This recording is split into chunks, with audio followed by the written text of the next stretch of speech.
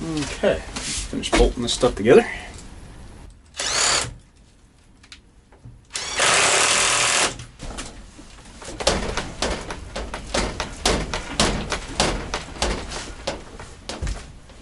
All right, camper's part of the truck now. I still have to do this side.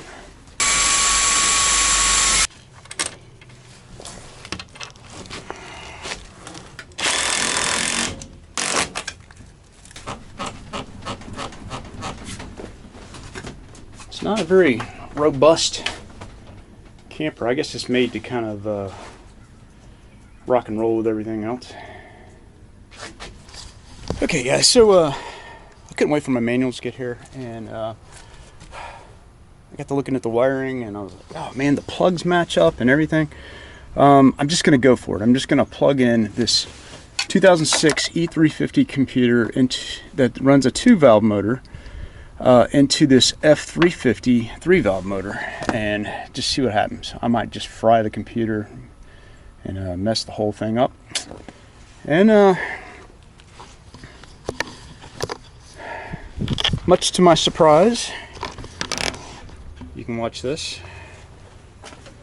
The starter won't work because it's used to having an automatic transmission. This is a manual transmission F350. So I have to bypass it so that it'll start this way, because the computer disables it because it doesn't recognize it being in park because of transmission selector. So thought I'd give it a try and just see what happens, and this is what happened.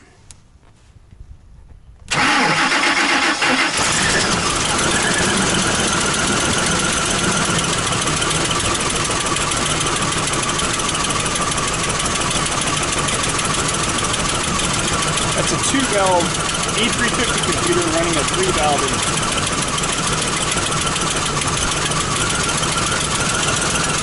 Oh, of course I've got a lot of codes. These are all related to the transmission selector. But check this out. There's no engine lights, no it's idling low so that it's not charging, but this is a 3-valve motor running on a 2-valve computer. Even the tack works. It's awesome. Okay, well that's something I never thought would happen. And all I did is plug it in. Now I had to bypass the transmission selector for it to start. But that looks like I'm putting a 2-valve in this truck, saving myself a ton of money.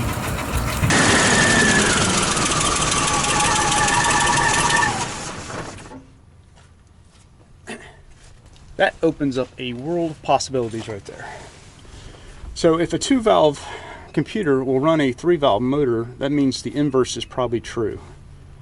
A 3-valve computer might run a 2-valve motor, which I could continue using the computer that's in here. I think I'm going to get codes this way. Running this 2-valve computer, I don't get any dash lights or mill lights, or whatever you call them. Because, which I should, because it's an automatic. This is made to run automatic transmission. They don't make an E350 with a stick, so I'm kind of stuck with the automatic transmission if I want to run a 2-valve in this truck, which is no big deal. And if I ever want to switch it over to automatic, I'll be set up for it. So that means this engine's going to come out of here. I'm going to put a 2-valve motor in here. I think I can pull that off. One thing about these 3-valve motors is they have 2 cam sensors. There's one here and one right there, and those pick up the cam signals, where a 2-valve motor only has one of those. Controls for the variable cam timing the 3-valve motor has, and the 2-valve motor does not have these, which I won't be using those, but I should be able to use most of the wiring. Some of the emission stuff I'm going to have to check into, but the engines are so closely related in years that most all of that stuff probably will be the same. I know the intake's totally different because you can't put a 3-valve intake on a 2-valve motor, so I'm going to have to use a 2-valve intake, which I actually have one of those.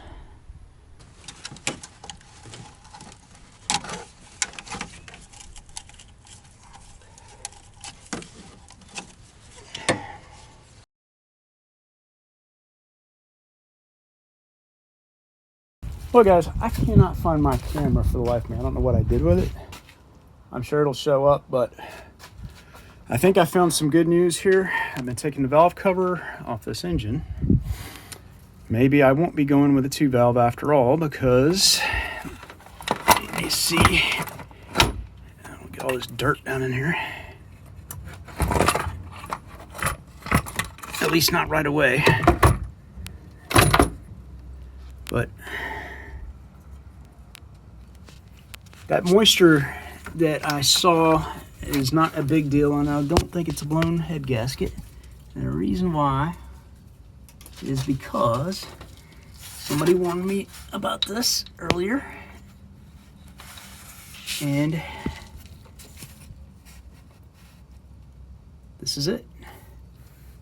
Although my cam might be worn out, I had a bad follower here,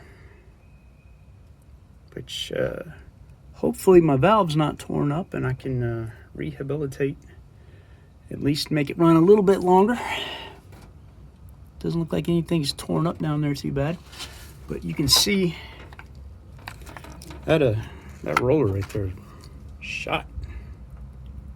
Yeah, the bearings went bad in it or something.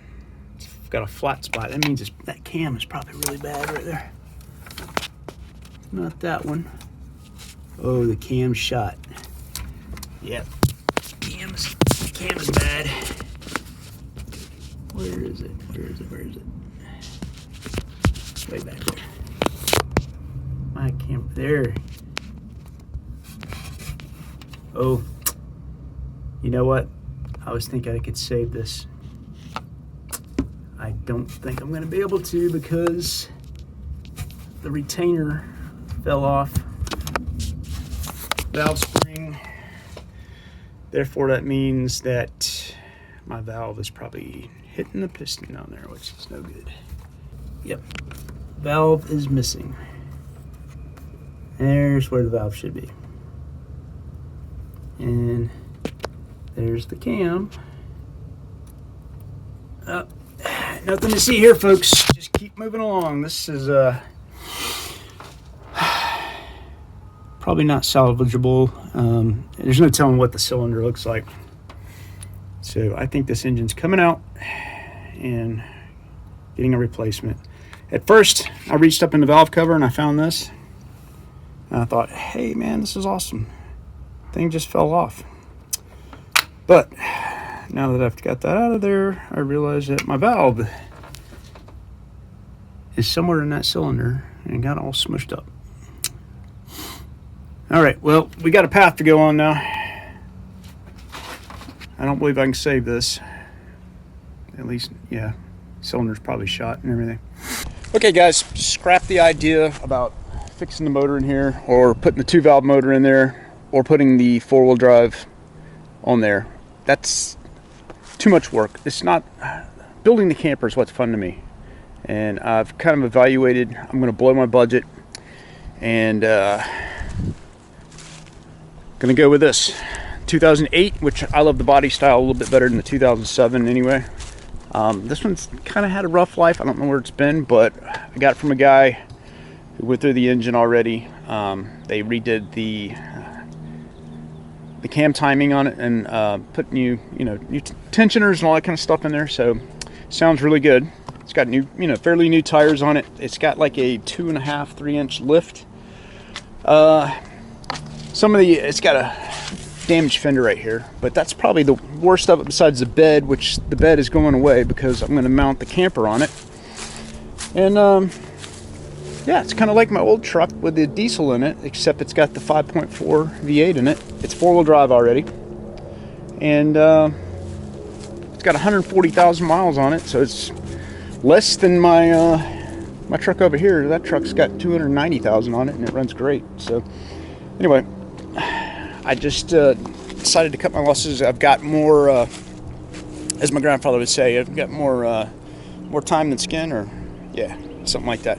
Put this project together a little bit quicker than, because I want to be able to use it like soon, and that way I can just concentrate on building the camper. And I've got a lot of parts to sell now. of course I've got spares. If anything breaks, everything fits. That's a 373 limited slip rear 4-wheel drive axles, but that truck's got 410s in it, which I'll probably leave it 410s, even though it's going to get bad gas mileage. It'll tow more. Little truck is drivable, so I'm going to sell that whole thing. Hopefully soon. I'll just keep lowering the price until it gets right. And I've got to figure out how I can lift this utility bed off. Certainly it couldn't be any worse than having to do the box camper, but that was a pain. And hopefully it's light enough. I don't know how much this thing weighs, but I think everything is bolted in, so it should just bolt in the same frame attachments, hopefully. So yeah, it's 1 year difference between trucks, between the 2008, and I know the beds fit the same, so that should be a no-brainer, no problem. Yeah, that's after dealing with the engine and the cost. Oh, that's another factor. Just the cost. If I replace the engine in there, no matter how I go, it's going to be over $2,000, $3,000, between $2,000 and $3,000 to put an engine in here. And I might as well that's halfway to that truck right there, and it's running in in good condition and everything, and it's already got the 4-wheel drive underneath it. So ends up cost-wise being just about the same, and I save myself a ton of labor. I'm trying to work smarter, not harder. Even though it's not bad, it's kind of fun putting that stuff together and everything, but I don't have time to do that. I want to be able to use this camper and spend my time on other cool stuff like making bumpers and making the off-grid stuff and all the stuff I love. And I've got a ton of work to do on the camper. So I know you guys are probably driving you crazy. Every week I got a new truck, but hey, I'm selling the old ones. In fact, all this stuff's getting sold right here, and the F-150 is getting sold too. I'm getting down to one truck, maybe one truck and a bunch of spare parts. But yeah, I just think that's the smartest move now, even though I really like that truck right there. Oh well. Thanks for watching, guys. Go ahead and comment below and let me know what you guys are thinking, because I think that's hilarious with every week a new truck. I still have a lot of money invested in this stuff because I'm not over budget what I sold the diesel truck for, really. And hopefully when I sell this one, it'll cover the cost of this one. Even that's a nice looking truck, boy. Hopefully I can get enough panels to put on here and make this one nice again. Alright, thanks for watching, guys, and thanks for tuning in and seeing what's happening this week. And hopefully make some real progress instead of the weather's getting better. I've got a good truck to work with, and concentrate on the camper. Hey, thanks for watching my channel, and if you haven't subscribed already, please do for future updates. Remember, build it, don't buy it.